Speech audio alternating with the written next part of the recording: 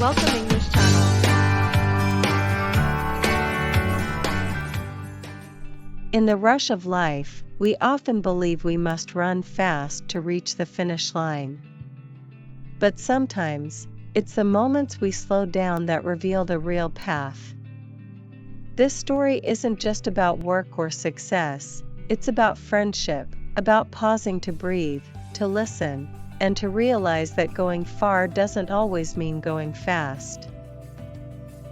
The morning sun filtered softly through the thin curtains of Lynn's small apartment. She stood by the table, clutching a white envelope.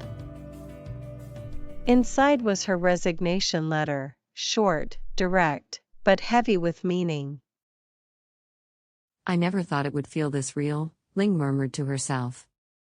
At that moment, her phone buzzed. It was Nam. Morning. You sound quiet. What's going on? I'm handing in my resignation today. Wow. Big step. How do you feel? Terrified, but also free. Like I'm opening a door I've wanted to for years. That's exactly how change feels. Scary and exciting at the same time. Lynn took a deep breath. For the first time in a long while, her heartbeat matched her dream. That afternoon, Lynn met Nam at a quiet park cafe. Away from the city's rush. So, what's next after you quit? Any plan yet? I want to start a small design studio, but I'm scared I won't make enough to live on. Fear's normal. But have you thought about starting part-time first, while freelancing? That way I can test the waters and still pay the bills.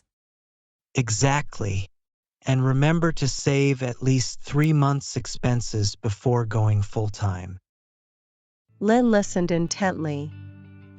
Her mind painting images of her own studio, white walls, sunlight, and creative freedom.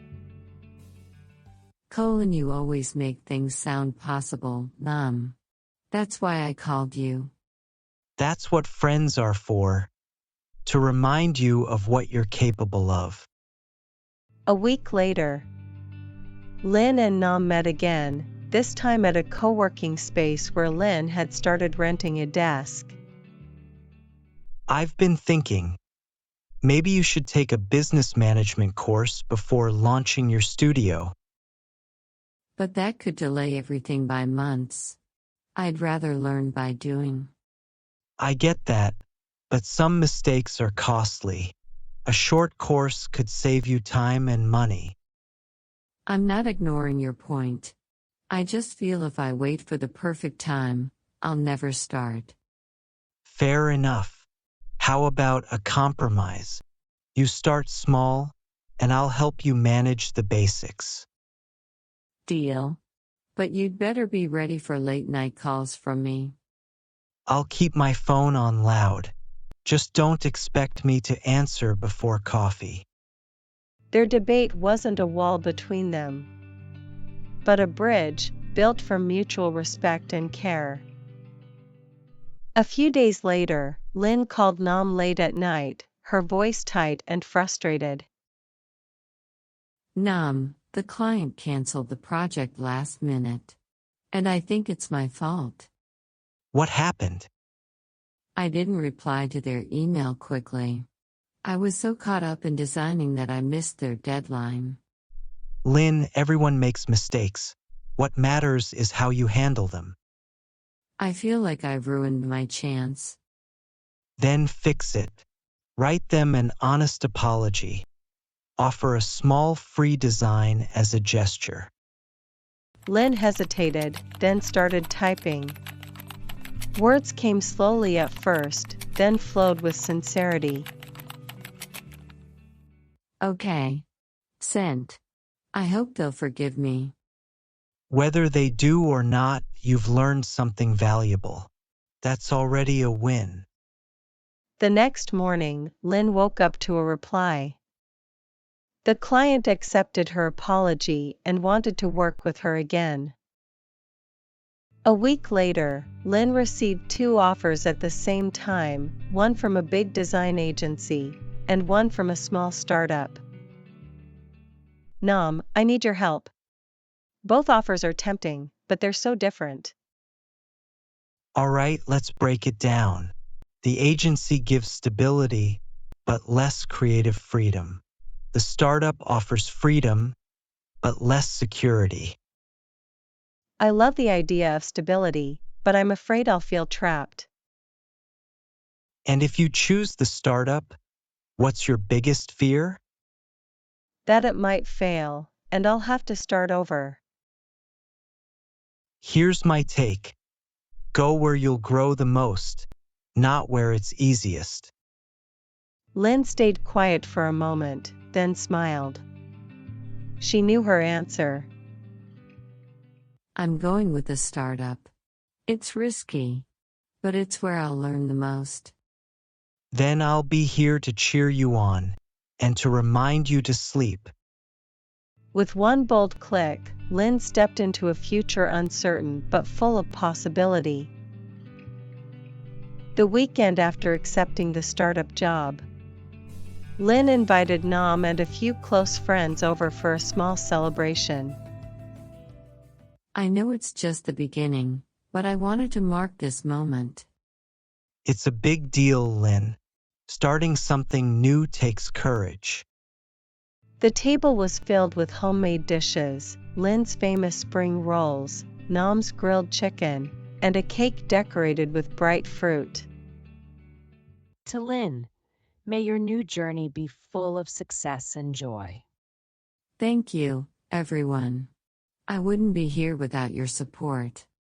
After dinner, Nam brought out a small wrapped gift and placed it in front of Lynn. For your new desk at the startup, may it remind you to keep dreaming big. Nam. This is perfect. The night ended with laughter, music, and a feeling that new chapters were opening for everyone. A few weeks into her new job, Lynn was swamped with deadlines and forgot to reply to Nam's message about meeting for coffee. Nam, thinking Lynn was ignoring him, decided not to send another message.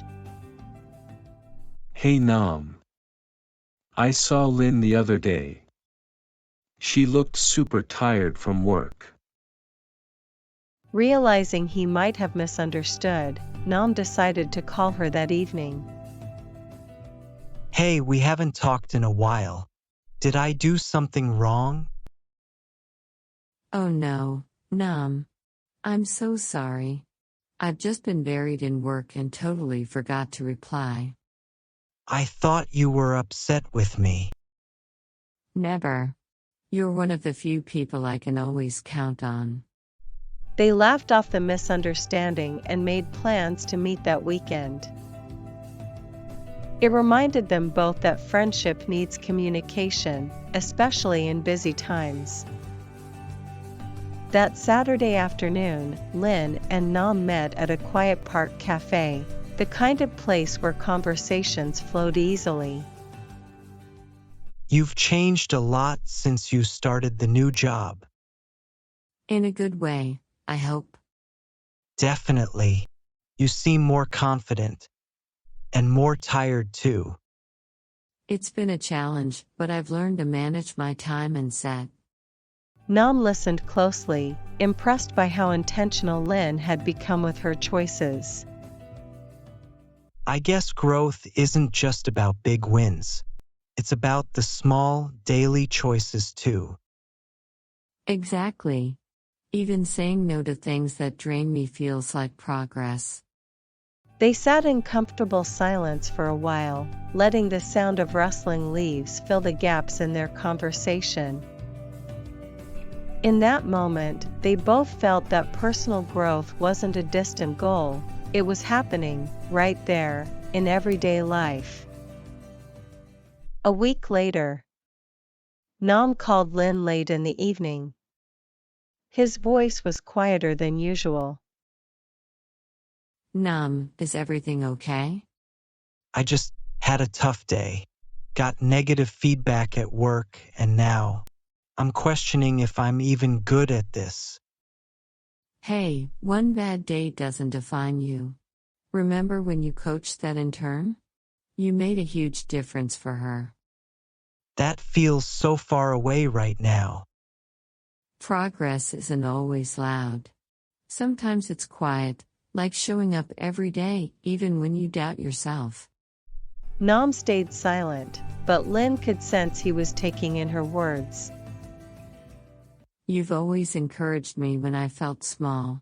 Let me do that for you now. Thanks, Lynn. I think I needed to hear that more than I realized. That night, they hung up feeling lighter, reminded that sometimes the right words at the right time can change everything. A month later, Lynn and Nam met again at the same park cafe where they'd talked about growth. It's been a busy month. How have you been holding up? Better than I expected.